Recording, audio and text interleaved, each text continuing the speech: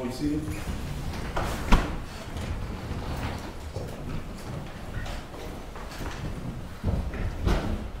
Good afternoon.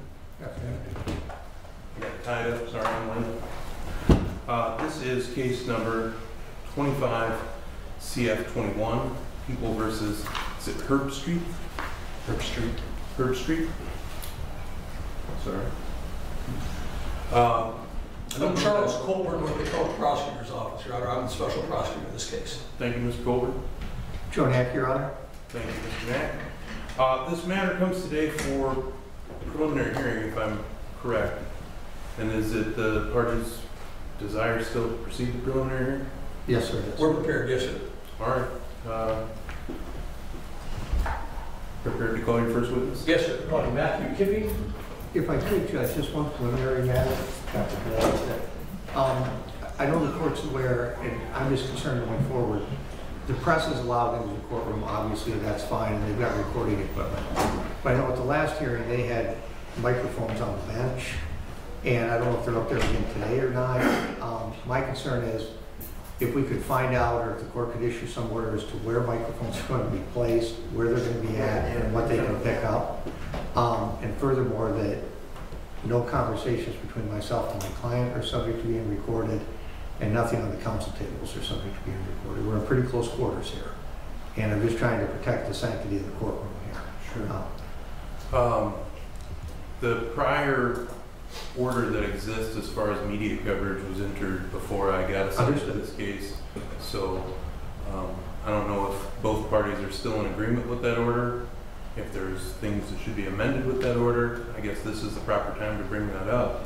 I'll entertain any of those positions that you have, but I think to Mr. Knack's point, any conversations that could be picked up or overheard between him and his client, no microphone should be in the vicinity of that table to avoid that happening. I prefer that they not be on the bench up here, but placed around the courtroom, I think that's appropriate. That being said, I hope that that covers the majority of your concerns, Mr. Knack. That's fine. If there's just some way, I don't know who we need to find out where they're going to be placed from. If that would be the bailiffs in the courtroom, if they would know that in the future, or who we could check with to find that out. So, I think the best procedure would probably be media let counsel know, and there'd just be a standing order approving where they could be. That'd be great. Thank you. So after this, that'll be the order of the court, was that you get a list of suggested places, coordinate with both counsel, and then the standing order will be, those will be the only locations where microphones would be allowed. With that being said, is there any other issues as it relates to media that you wanted to bring up, counsel? Not from the state, Your Honor. Thank you. Defense? Nothing, Your Honor. Thank you. All right. And I think you said Officer Kipping? Kipping, yes, Your Honor. All right. If you want to come and take the witness stand. You do solemnly swear that the testimony you shall give in the case now on trial shall be the truth, the whole truth, and nothing but the truth? Yes, I do.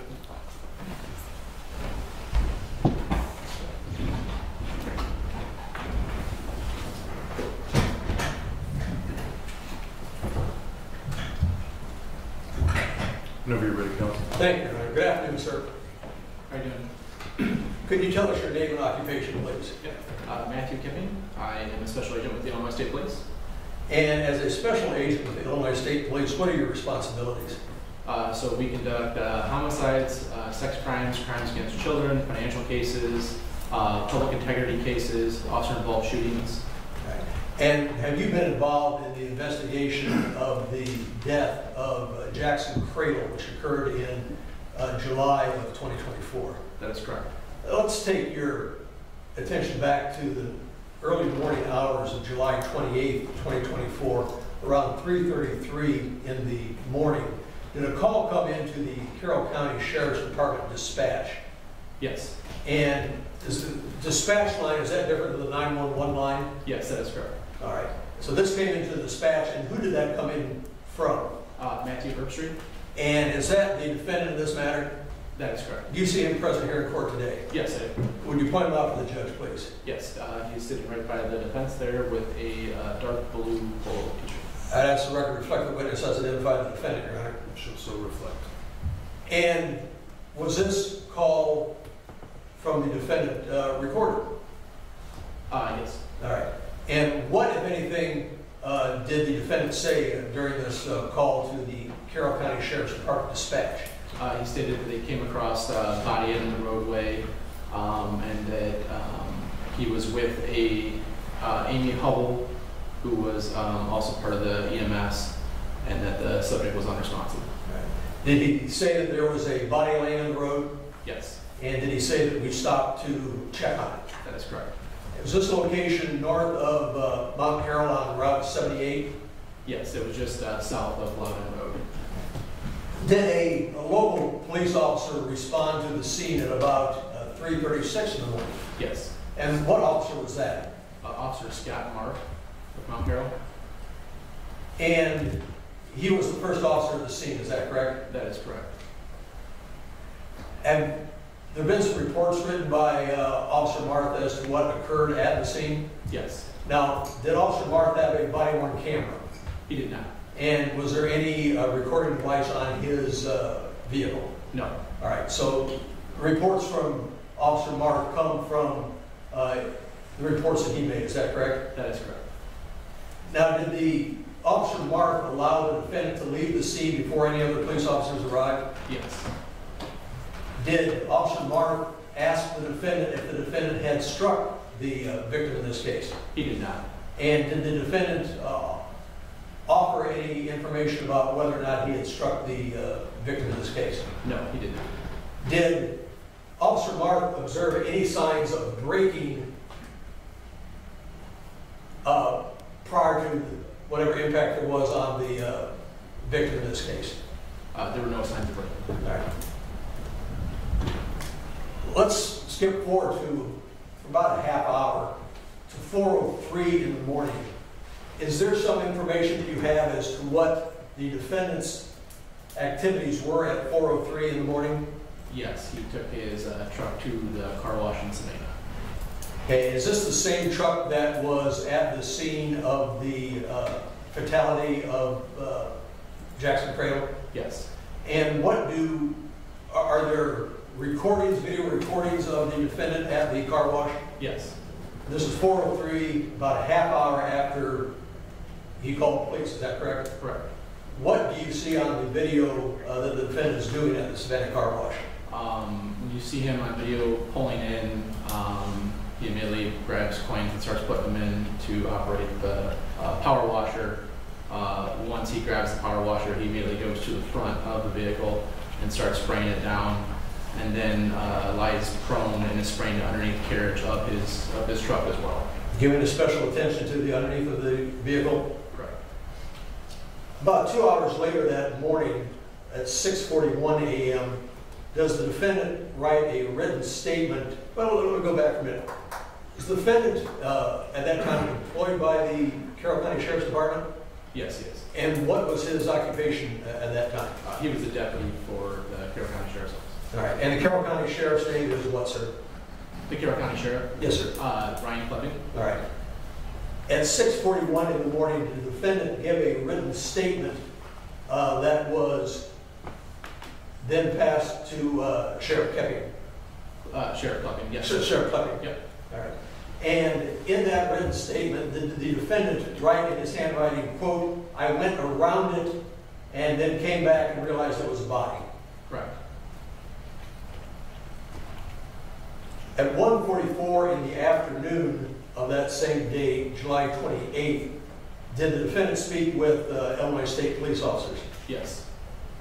And at that time, did he tell officers that he saw an object in the right lane and, quote, "I recall trying to get over and I thought I did," end quote? Correct. Right. At 5 p.m. on that same date, July 28th, 2024, did Illinois State Police Officer Jeff Thew, T-H-E-W, come to the location of the defendant's pickup truck? Yes. What kind of pickup truck was this anyway? I can't recall at the moment. I believe it was a Dodge Ram. Dodge Ram, all right. And what is Trooper Thu's role with the Illinois State Police? He's with our crime scene. All right. And did he do something then with the pickup truck that the defendant was driving that was at the scene of the fatality? Yes, he inspected it, specifically going underneath the undercarriage and grabbed certain material collected for evidence. Did Investigator Thu observe any front damage to the Dodge Ram? No. All right. And he collected what appeared to be some type of material from underneath the Dodge Ram? Yes, I believe he described it as a gelatinous material. And at this point, you did not know, investigators did not know if the defendant was involved in hitting Mr. Kradle at all with his vehicle, is that correct? Correct. So at this time, the samples were submitted to the lab for analysis, is that correct? Correct. In order to determine whether or not there was some involvement with the vehicle, is that right? Yes. All right.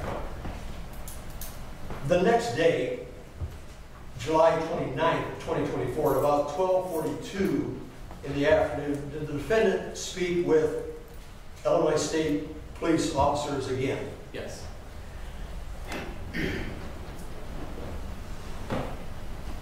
And at that time, did he detail for the officers what his history had been that earlier day and a half with regard to drinking alcohol? Yes. And when we say drinking history, are we talking about, in all cases, drinking alcoholic drinks? Yes, that is correct. All right. According to the defendant, his history of drinking the night and day before, July 27th and 28th, when did that start? I believe it started at a retirement party approximately around 5 o'clock at the Copper Cow. And what did the defendant say he'd had to drink? And this would have been on July 27th, 2024, is that correct? That is correct. Starting about 5 o'clock in the afternoon? I believe so. All right. And did the defendant say he was drinking at the Copper Cow 3 or 4 drinks from about 5 to 8:20 in the evening? I can't remember the exact amount, but I know it was a few. It was more than 2. All right. And did he indicate then he went to Jason Houston's home from 8:30 to 11:30? Yes, that sounds about right. It was an after party that he went to. The defendant indicated he had at least 1 alcoholic drink there? Correct. The defendant indicated that he went to the Sandbar Tavern from 11:15 to 12:30 in the morning? Yes. And the defendant indicated he had at least 1 alcoholic drink there? Yes. And then did the defendant indicate that he drank to the close of the city side at 2 a.m. on what would have been July 28th of 2024? Correct. Right. Now, had the defendant been in the presence of any of his family members during that evening? Yes, I believe his wife was with him up until they left the Sandburg. I believe he dropped her off approximately 12:45 a.m. And that was he dropped his wife off at their home in Savannah, is that correct? That is correct. And Savannah is about 10 miles due west of Mount Carroll? Correct. And that was about 12:45 in the morning, is that right? That is correct. Did the defendant say he met up with any co-workers after he dropped off his wife? Yes. And who had he met up with? He met up with Amy Russell, Kayla Russell, Amy Hubble, I believe Shay, I can't recall his last name. Right. Those were the 3 of them. And Amy Hubble and Kayla Russell, he met up with at the city side, is that correct? That is correct. And all 3 of them traveled to Amy Hubble's residence in Savannah, according to the defendant, is that correct? Yes. And at that point, according to the defendant, did all 3 get in the defendant's truck and begin to drive around? Yes. Now, did you have a chance to speak to other individuals about the defendant's drinking of alcohol during the evening of the 27th and morning of the 28th. Yes, throughout the investigation, there were other agents that spoke to other individuals. Okay. And one of those persons who was interviewed, a Jason Houston. Yes. What did Jason, and Jason is spelled Jayson, is that correct? I can't recall. I did not do that. All right. And did Mr. Houston indicate any drinking of alcohol by the defendant that he, Mr. Houston, observed? Yes. What did he say he saw? I believe he saw him at least consume one drink, and also he appeared to be carrying some type of bottle with him around. Right. Did Mr. Houston indicate he saw the defendant with a vodka and Red Bull that he was drinking at the Copper Cow? Yes. And then everyone went to Mr. Houston's home for further drinking. Is that correct? Yes, for an after party. Okay. And at that time, did Mr. Houston indicate that he saw the defendant with a half gallon of tequila and margarita mix? I can't recall if that was Mr. Houston or if that was Cindy Sisler who stated that, but one of the two did state that in a report. All right. And was a Cindy Sisler also interviewed? Yes. And did she give some reports of the defendant's consumption of alcohol that evening, the 27th morning, the 28th? Yes. She indicated that the defendant was drinking Tito's vodka at the Copper Cow? Yes, because I believe she states that the defendant actually gave her a sip of the drink and she said it was strong. And did Cindy Sisler also indicate that the defendant had a, quote, handle of alcohol at Jason Houston's house? Yes. All right. Kayla Russell, did officers have a chance to speak with her? Officers spoke with her, and then also during the coroner's inquest, she was spoken with again. Okay. And she also made statements with regard to the defendant's consumption of alcohol on the 27th and 28th, is that correct? Yes, specifically during the coroner's inquest. Okay. And she indicated that the defendant had at least 2 drinks at the Copper Cow during the retirement party. Yes. And One moment. Are you still talking about Cindy Sisler here? Or are you talking about something? I'm sorry, what's her? Are you still talking about Cindy Sisler? This is Kayla Russell. Okay, thank you. Sorry. Sorry about that. Did Kayla Russell indicate that she observed the defendant have at least 2 alcoholic drinks at the Copper Cow during the retirement party? Yes. And did Kayla Russell also indicate that from 11:30 to around 10:30 at Jason Houston's that she observed the defendant drinking tequila with fruit punch? Is that correct? Correct. And did she also indicate that the defendant also had apparently a shot of alcoholic liquor at that time? Yes. Did Kayla Russell also indicate then at the Sandburr later on the defendant had a shot of alcohol? I can't recall if that was the Sandburr or if it was Sippy side, but she did, in her statement, she did make that he did consume a shot at one of those 2 places. She also indicated he had a drink of McGillicuddy and Red Bull? Yes.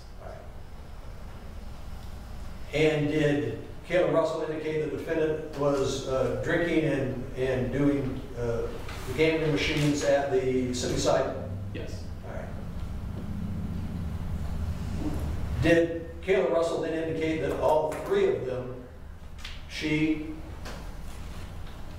Amy Hubble, and the defendant went to Amy's house in Savannah? I believe after leaving Sippy side, they all, they met up to grab Amy, and then they went to a camper owned by the defendant. All right, and the camper was owned by the defendant, is that correct? Correct. All right. And what did Kayla Russell say happened when the 3 of them got to the camper? She said that she stayed in the backseat of the vehicle while Amy Hubble and Matthew Herpstrieth went inside the camper for approximately 10 minutes. All right. Did the 3 of them subsequently drive away from the camper? Correct. And at this time they went to Kayla Russell's house in Mount Carroll, is that correct? Correct. And did Kayla indicate that both the defendant and Amy Hubble were drinking alcohol in the pickup truck from the camper to her residence in Mount Carroll? She stated that she saw alcohol. She did not recall if she saw them grab it from the camper or it was left over from the City-side bar when she left. Right. But she did see the defendant and Amy Hubble drinking alcohol in the vehicle on the way to her home, Kayla's home in Mount Carroll. Right. And they got to Kayla's about 3 in the morning, is that correct? Yes. Right. And how long did Kayla indicate that they stayed at her home there at Mount Carroll? I believe she stated approximately 15 minutes. Right. So around 3:15 or so, or sometime after that, the defendant and Amy Hubble leave, is that correct? That is correct. And they left Kayla's home in Mount Carroll. Correct. Right. Let's go to another issue here. It took a little while to identify the body of the individual that was found north of Mount Carroll on 78 on the early morning of July 28th, is that correct? That is correct. He was identified in a little bit of time as 18-year-old Jackson Kradle, is that correct? That is correct. Did we find out how Jackson Kradle got to that location?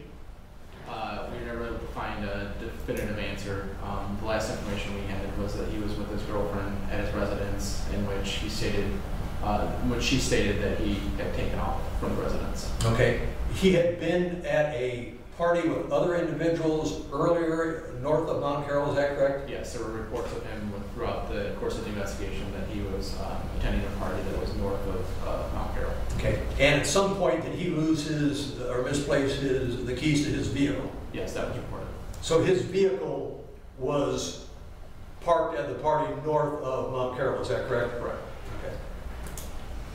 And then you learned from Mr. Kradle's girlfriend that they went back to their home, or Mr. Kradle's home in Mount Carroll, is that right? Yes.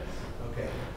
And at that time, from that location, that's when you learned that Jackson Kradle left the home in Mount Carroll, is that right?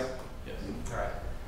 And the location where his body was found, is that directly on line from the residence at Mount Carroll and the location of the party where his pickup truck was still located? Yes, yeah, there was a couple different routes where he possibly could have taken, but during the rig canvas, we were unable to show exactly which route he took to get there. Okay. How was he dressed? He only had some swim trunks on, no shirt, no shoes, no socks. Okay. And what color trunks? I believe they're blue. Okay. Was there an autopsy performed of the body? There was. And did that turn up a BAC of 0.19 Correct. and also positive for THC? Correct. All right. And the autopsy was done by Dr. Mark Peters, is that correct? Correct. And did he opine that the injuries were consistent with the body being face down at the time of impact? Correct. And also that the vehicle would have rolled over the victim's feet first and the victim's head last? Yes. And that the body was parallel to the traffic flow there on Route 78, is that correct? Yes.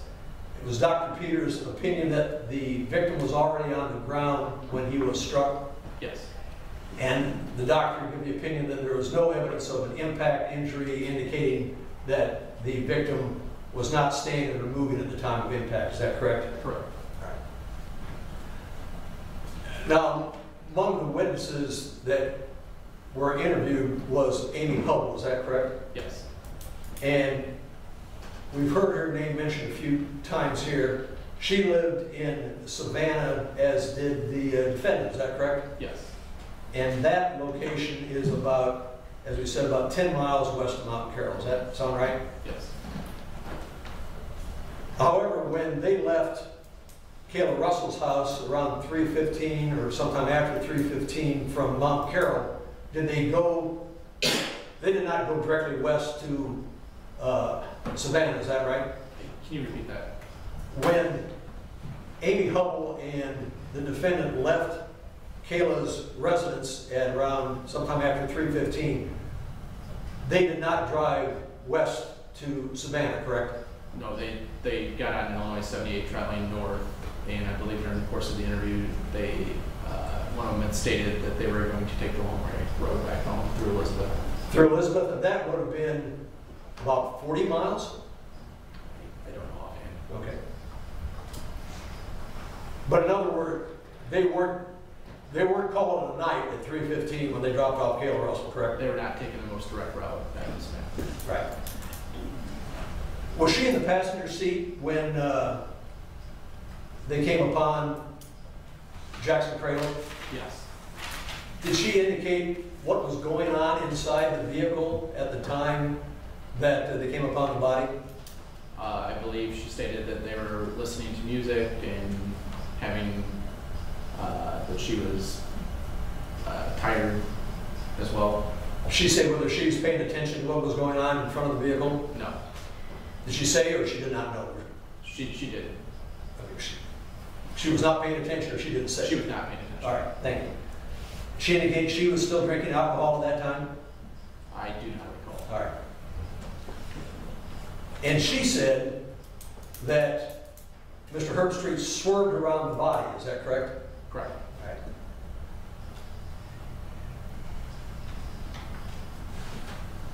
And she never admits that they struck Jackson Kradle, is that correct? Correct. She was interviewed twice, and she did not admit that. All right. During the investigation, you had received the cellular phones of both the defendant and Amy Hubble, is that correct? Yes. Were you trying to find out if there had been any text between the two of them before or after this incident? Yes, we're trying to find text, data location, anything that would have showed their whereabouts and movement. Anything unusual about the texts that were on the cell phones? Throughout the course of the investigation, we were told that there was a certain text that was supposed to be on the phone, however, we could not find that on there. Okay. Were there a number of texts that were deleted between the two of them as well? From what I recall, during the extraction, there appeared to be some text that had been removed.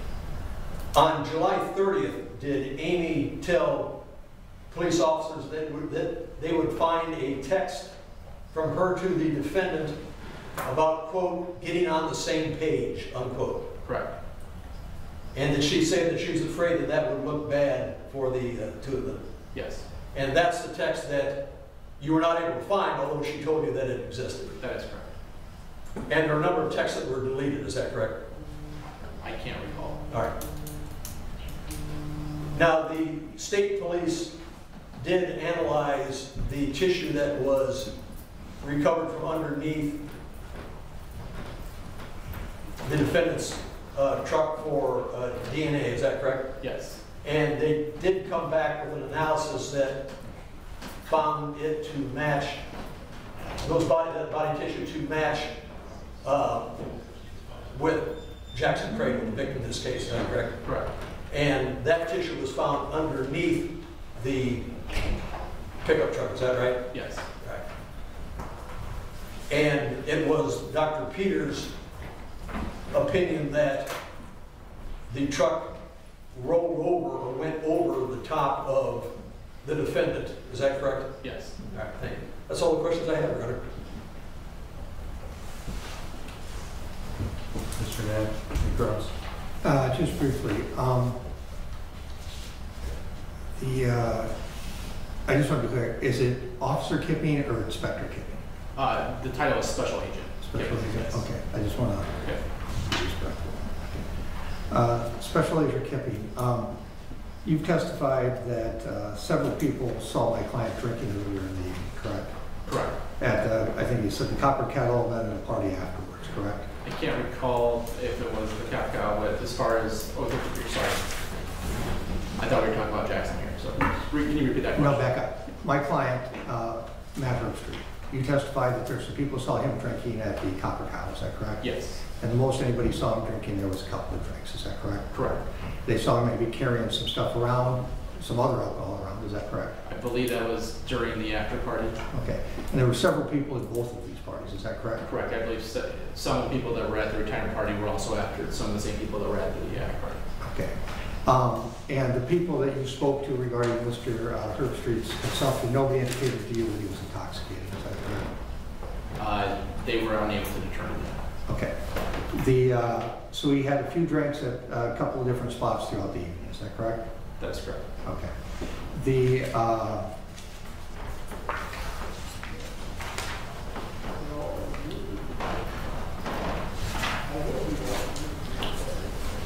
Mr. Kradle, who was found in the road, I just want to be clear. You said that he was laying in the road, is that correct? According to Dr. Peters in the crime scene, the way from the autopsy, he believed that Jackson would have been laying face down in the roadway. Okay, and this is at about 3:30 in the morning, give or take a little. 3:33, correct. Okay, so he's lying in the road at 3:30 in the morning, and I believe he's parallel with traffic, correct? Not perpendicular. He's laying the way traffic flows, correct, to be clear? From what crime scene and from what Dr. Peters was saying, yes. I personally was not there. Okay, and his feet would be the first thing that my client would see coming down the road. In other words, when my client came upon the body, he'd come upon his feet first, not his head. Correct. Correct? Correct. Okay. He's lying there at 3:30 in the morning in a swimsuit. Correct. No shoes, no socks, no shirt, no hat. Correct. He's .19, is that correct? His VAC. Yes. And he's got THC in the system? He does. And how old is he? 18 years old. Did you, through your investigation, ever learn that he had a medical card for the consumption of the THC? Not that I know of. Okay. The vehicle of my client's that was, my client at some point that evening called law enforcement to say that there was a body in the road, is that correct? Yes. And my client called law enforcement and said there's a body in the road and it's not responsive, is that correct? Yes. My client stayed at the scene until law enforcement showed up, is that correct? Until Officer Scott Marr showed up, correct? Okay, which would be law enforcement, correct? Yes. He completely cooperated with the officer, is that correct? As far as you know? As far as I know, we don't know the exact conversation that was had because Officer Mark did not have a body camera. He also did not have any squad car, just based off of Officer Mark's report. Okay. What we're going off of. So he reported to the scene as what I would call the initial officer. The first responder, correct? Okay. Because it was outside of, and it should have been, it was Carroll County Sheriff's Office jurisdiction, but he was the first officer to the scene going out. Okay. And my client is at the scene, is that correct? That is correct. Amy Hubble was at the scene, is that correct? That is correct. And she tried to perform life-saving measures, but couldn't do it, is that correct? From what I understand, she did not try to perform life-saving measures. Okay. Is that because she knew he was dead? I don't know why she decided not to. Okay. My client's truck is at the scene. Yes. Okay. At some point, the officer in the scene tells my client to go home. Is that correct? Officer Mark, yes, advised them they could leave. Okay. My client didn't leave the scene voluntarily, correct? I mean, in other words, he didn't leave the scene and stay at the scene. He stayed there until he was told he could leave. Yes, based on the statement from Officer Mark, yes. Okay. And Officer, is it Roth? Mark. Mark. M-A-R-T-H. He's been interviewed in this, has he not? Yes. Did he give you any indication that he thought that my client was intoxicated? He decided he was never close enough to determine that. Okay, so he gave you no indication that my client was intoxicated? Correct. Did he say he spoke to my client? He did say yes. Did he say that my client was out of his truck when they spoke to each other? Yes. Did he say that they were in relatively close proximity to each other? Did he give you any indication? His first initial report stated that they were relatively close to one another, but then a few days later he amended that report and stated he was actually further away than what he thought. Okay. My client then left the scene, is that correct? That is correct. He then went, washed the vehicle, correct? Yes. Then came back to I'm going to call it the police department or the sheriff's department, and gave a written statement at the request of the sheriff, is that correct? I believe throughout the course of the investigation, he would have left Savannah to go home and then waited a couple hours until approximately, it was 6:41 is when he wrote the official statement or what he put on there for the time. And I also believe throughout the course of the investigation, I don't recall Sheriff Klepping ordering him to come in and write that. Okay. Do you know if he was I don't know what their policy is per se of coming across something like that. Do you know if he was requested to come in by somebody in law enforcement? I don't know. I can't recall. Okay. So is it safe to say he was either requested or he voluntarily came in Correct. and gave a statement? Correct. Is that correct? A written statement, yes. And he came back to law enforcement, is that correct? He came to the sheriff's office. Okay, and that was 4 hours after the accident, is that correct? It's 6:41, so whatever the math is. That's about 3 hours. Because about 3:30 is when I think you said the call came in, is that Yes. correct? So about 3 hours later, he was back. And at that point, nobody indicates that they think he's intoxicated or they don't take any steps to take blood or breath from him, is that correct? I don't know who was on scene or who was working that night. Okay. I believe they were all actually at the scene of where the victim was, so I don't know how many personnel they would have actually had there. But it's safe to say that when he came back to the sheriff's department, somebody was working there. Somebody had let him in, correct? He might have also had keys because he works for the sheriff's office. I don't know how he got in. Okay, so it's safe to say you don't know what happened when he came back to the sheriff's department? Correct, I don't know. Everybody was, there was probably a dispatcher there, and I've worked through Carroll County before. There's not too many deputies that are working and stuff at that time of the day. But it's safe to say that nobody has come forward and said that there was any sign of impairment when he showed up there at 6 o'clock in the morning. As far as I can recall. His vehicle, there's no damage to the front of his vehicle, is that correct? Correct. Had the body been run over in the sense that his feet, if we're going north to south, if his head's north and his feet are south, did the tires of the vehicle run over the vehicle, or did the body go under the vehicle between the tires? Do you know? It appeared that it was straddled. We did not find any tire marks on the body. Okay, so the vehicle went over the body, is that correct? Correct. All right. When law enforcement arrived on the scene, was the body still lying on the ground head to feet, or was the body balled up in some way? I can't recall. I wasn't present. Okay.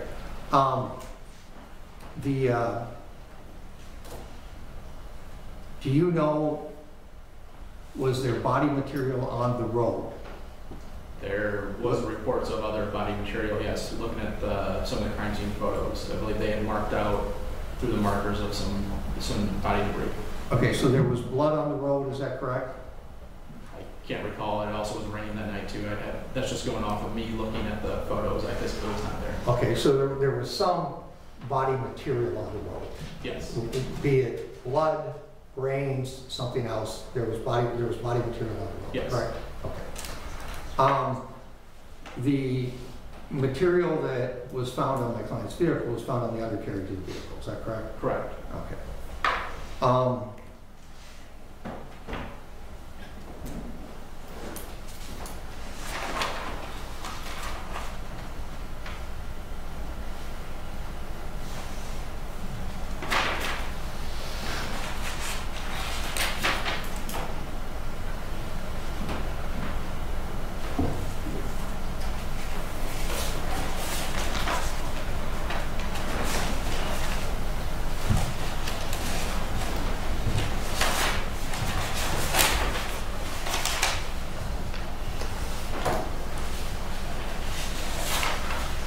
All right, just take a moment, Judge. Take your time.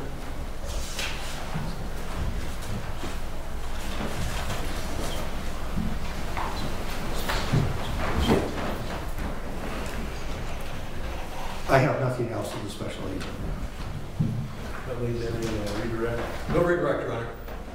Special Agent Knight, you can step down. You have any other witnesses? No additional evidence, Your Honor, on the issue of probable cause. Mr. Knapp, do you have any witnesses or evidence you'd like to present? No, sir, I do not. Mr. Colburn, any argument? Just very briefly, Your Honor, I believe we have shown that there is probable cause to believe that any number of offenses occurred during this time period. The defendant's charged with 2 offenses involving recklessness.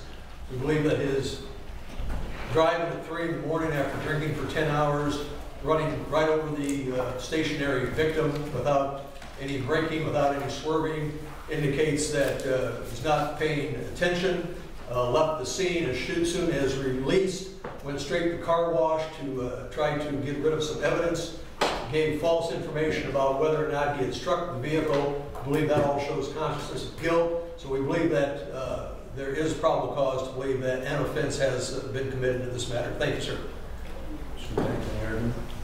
Yes, Your Honor. I know that, I realize what we're here for today, which is a preliminary hearing. I also understand that the burden's very low at this stage to get through that with the probable cause, but you gotta show something to get through this. The only evidence they presented is a few people saw my client drinking that night, earlier in the evening, okay, and a little bit throughout the evenings. Now, one person has testified that he was in any way intoxicated, impaired, acting strange, doing anything bizarre.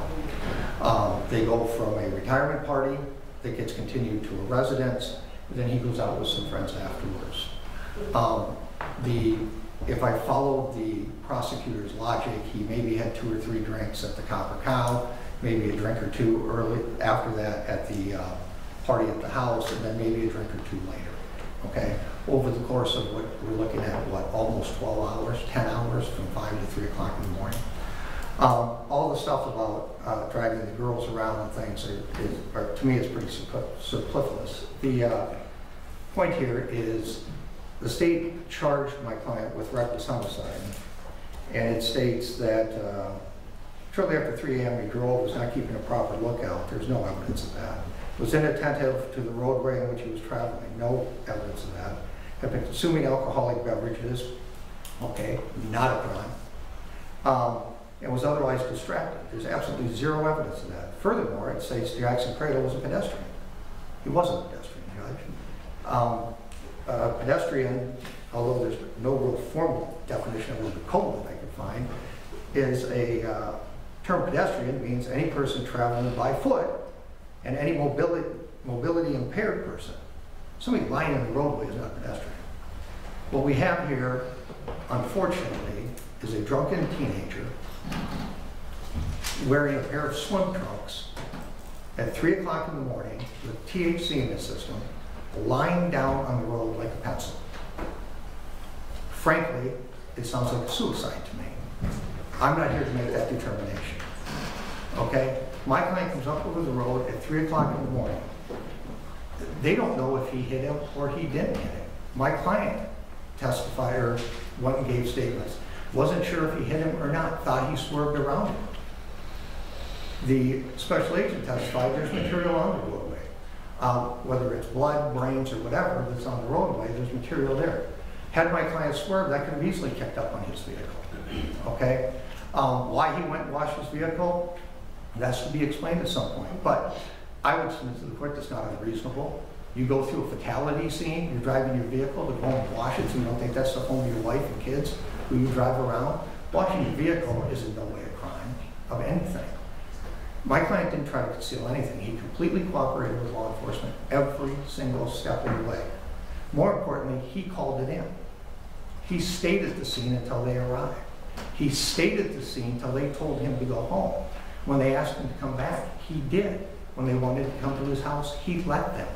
He didn't go get a lawyer. He didn't go try to hide anything at all.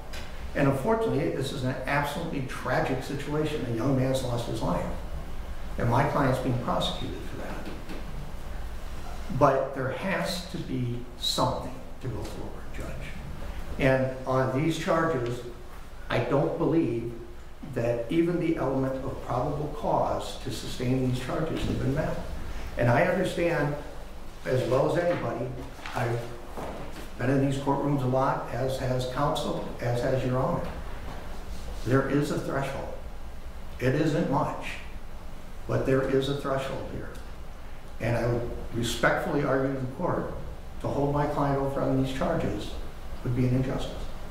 Thank you.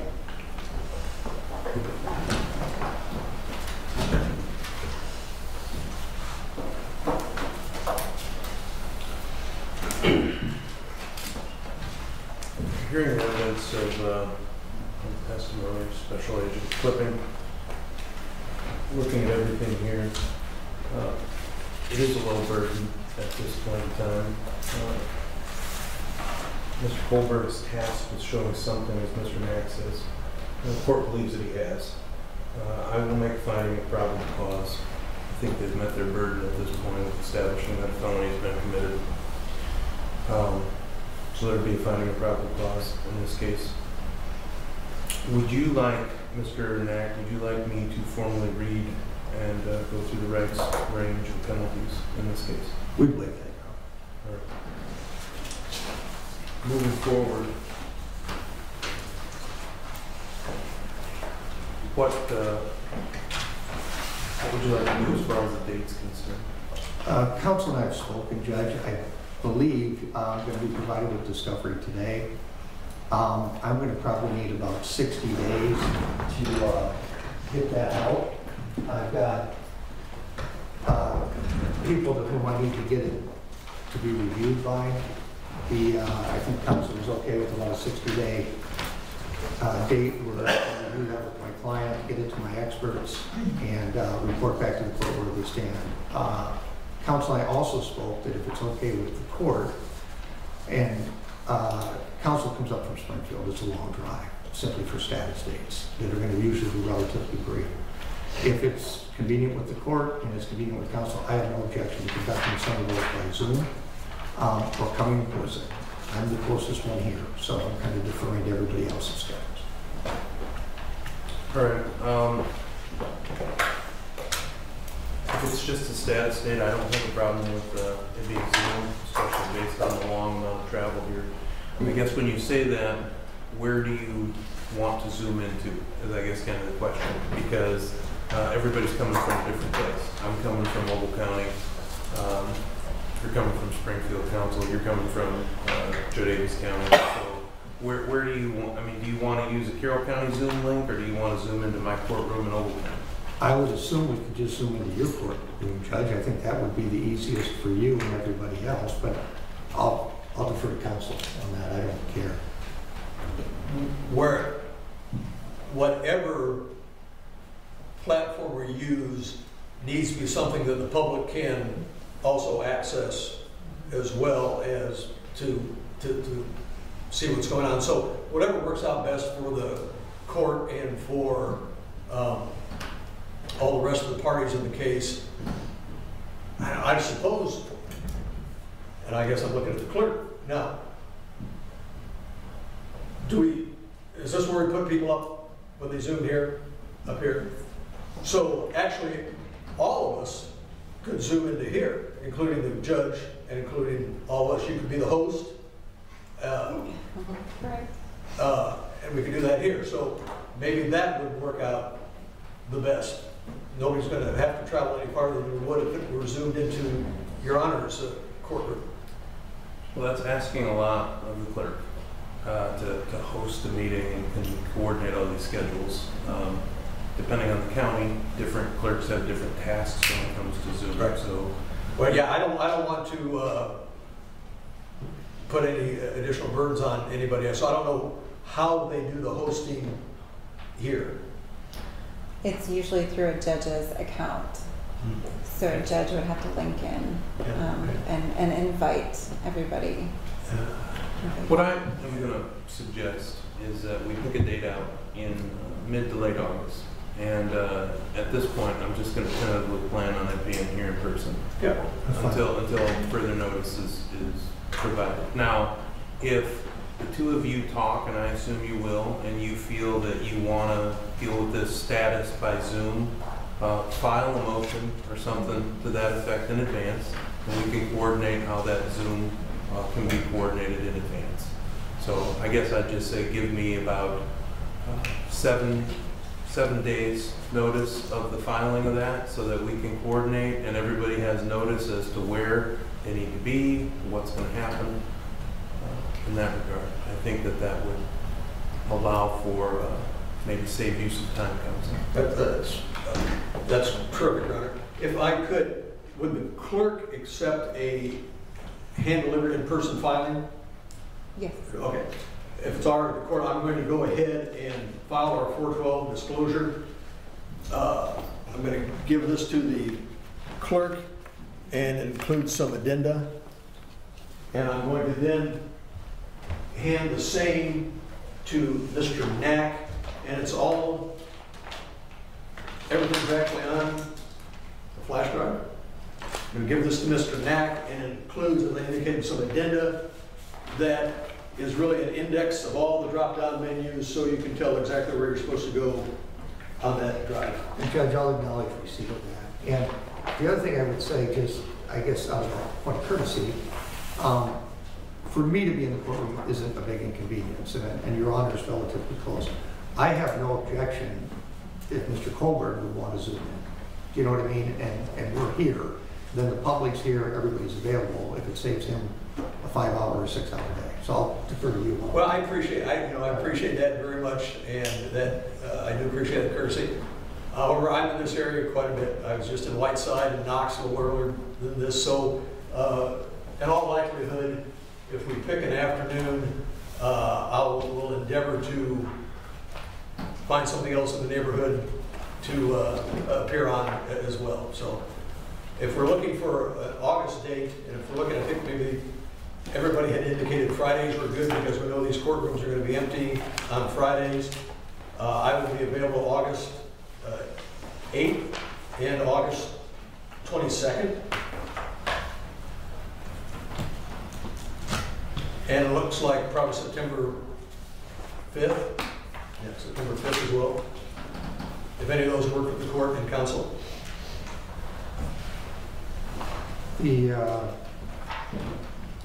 Actually, August 8th at 1:15, I'm down here on a couple of other matters before Judge Brinkmeyer that will probably be relatively brief. If we set this a little bit later on that day, if that works for everybody. Otherwise, I could probably make the other dates work too.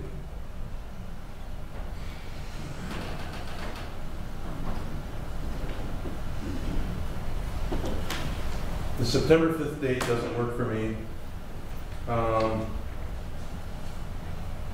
September 22nd date does work, that's wide open. Was that August 22nd, Your Honor?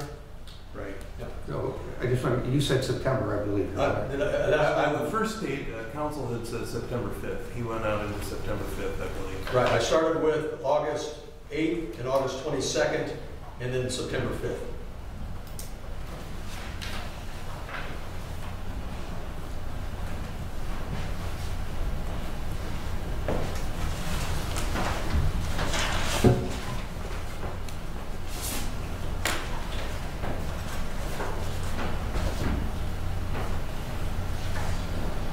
I could make, as long as we set this at about 3 o'clock, I could make either the 8th or the 22nd. Well, the 22nd, I've got the day, but I got to be in Galena by 3. I've got something there. So if we could use 3 o'clock on the 8th, Judge, that ought to work. Is 3 o'clock an okay time? Everybody, I guess I should ask. Yes, sir.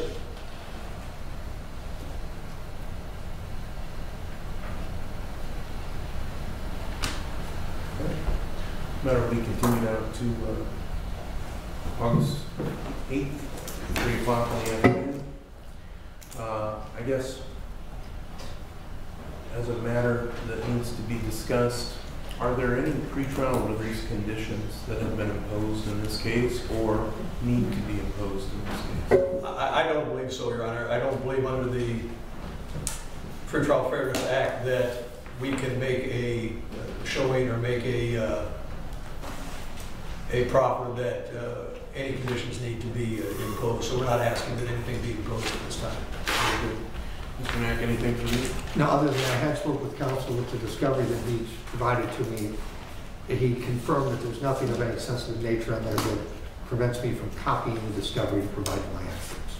So, because we will be copying it and forwarding it to other people.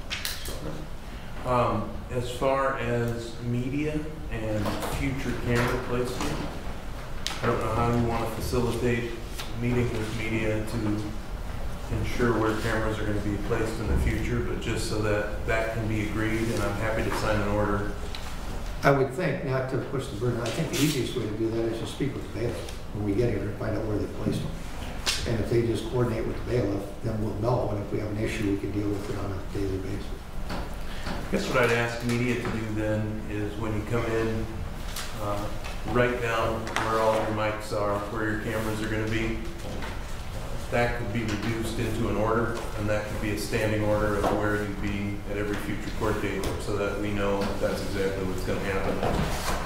It seems to make the most sense to me. And we'll take that up as a first thing. Remind me if I forget on August 8th.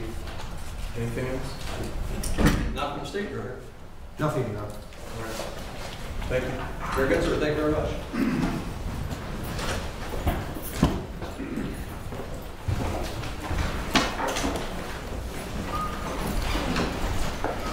Just to let you know, the sheriff made a decision earlier about having them in the back hole in the corner and stand down. So that would be issues we can address that. But that's where they're at.